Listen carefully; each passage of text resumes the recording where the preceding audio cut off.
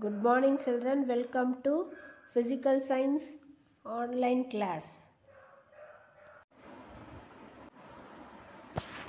Today we will be revising the detailed answers, some of the important detailed answers because before itself, previous week itself, we have revised the short answers and the book exercise of the exam portion.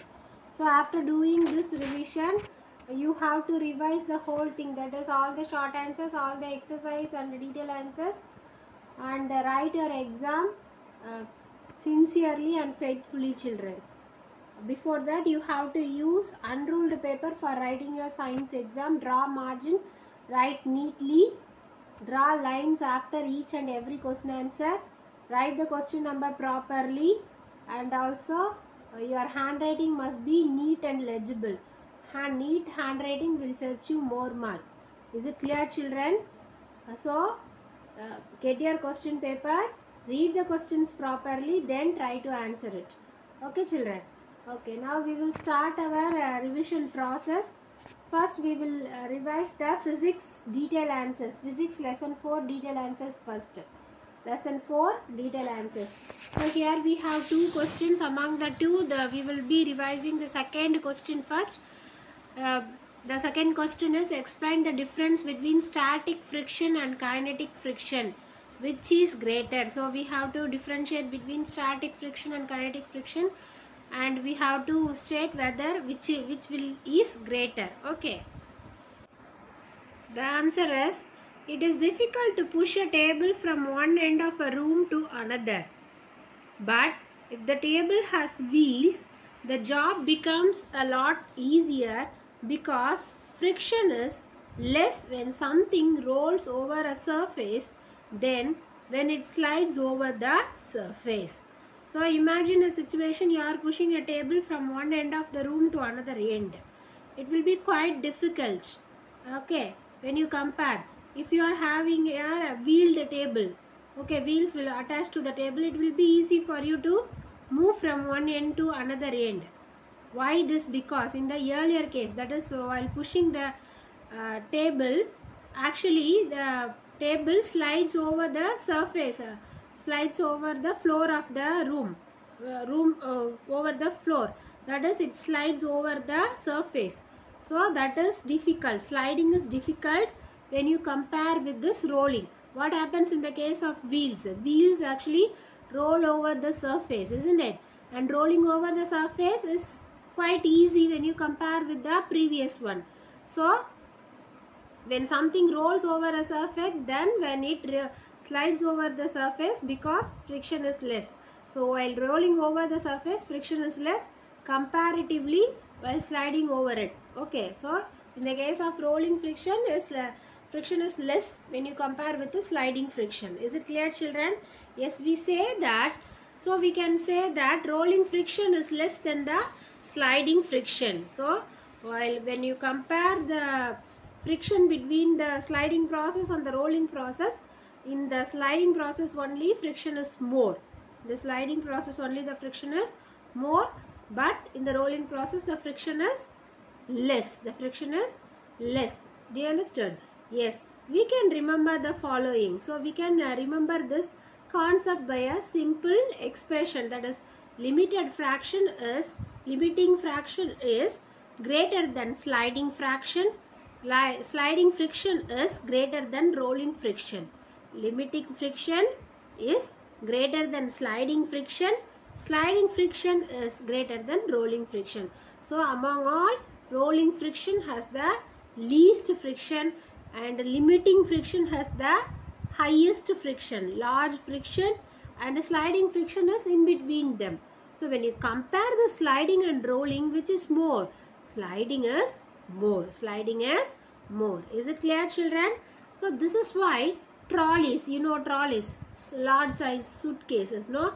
Trolleys, computer and TV tables. So we have computer and TV tables at our houses, and a piece of luggages are provided with the wheels. So this is why, because trolleys, that is in a grocery shop and all, we use trolleys to carry over the things, isn't it? So trolleys, computer and TV tables and our bags, suitcase, and even travel bags also has this wheels because of less rolling friction.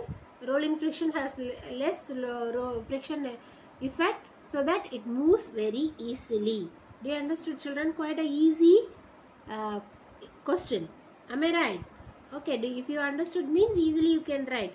So give importance to the spelling. Give importance to the spelling. Learn again and again and practice in your rough notebook so that you will get full marks for writing this answer. Is it clear, children? So limiting friction is greater than sliding friction. Sliding friction is greater than rolling friction. Do you understood this question? Shall we go to the next one, children?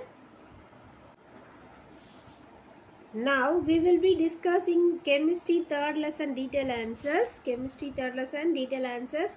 So totally we have 4 detail answers here. Among the 4 we are going to discuss the some important questions now. The fourth detail answer. Describe a simple experiment to carry out the distillation of water. Describe a simple experiment to carry out the distillation of water. So through distillation of water we can able to get the pure water. We know that, isn't it? So we have to explain this experiment. Shall we? So for this we can perform distillation by setting up an apparatus as shown in the figure. So look at the figure, how far the apparatus is set up there.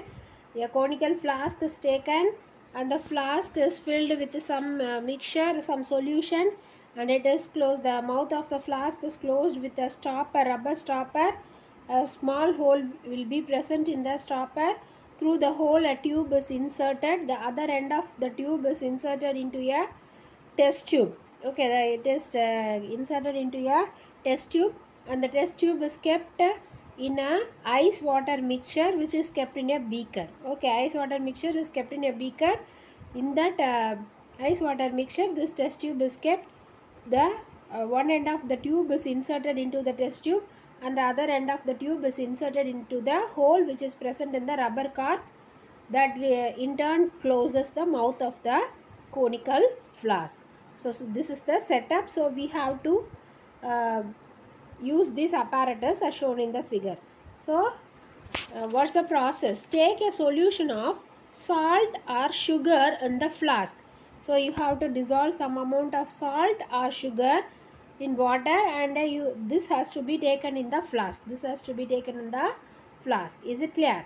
Yes. Heat the flask gently so that the liquid boils. So what happens to the liquid? So you have to heat the solution so that the liquid begins to boil. Okay. Is it clear? Yes. Then in no time you will find water collecting in the test tube. So after the liquid begins to boil, in a quick fraction of seconds, water will we can find that water collecting in the test tube. We can find that some droplets of water are getting collected in the test tube. Okay, how this happens? How this happens? The water thus collected will not have the taste of salt or sugar.